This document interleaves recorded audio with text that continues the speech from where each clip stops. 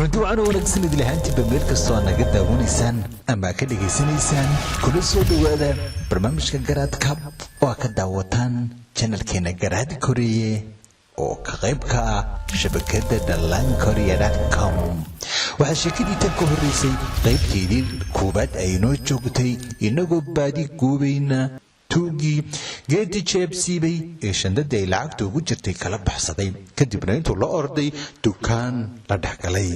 gulid waxa uu nin geesiya oo kama harin tuuga oo daba orday balse hadda waxa uu soo qabtay shan qof uga shakiyay in mid kamid uu yahay tuugi shandada ka xaday adigoo garaadkaaga iyo xasuustaadii hore adeegsanaya caawi geedi oo tilmaam kanuu yahay tuuga ka xaday shandadiisa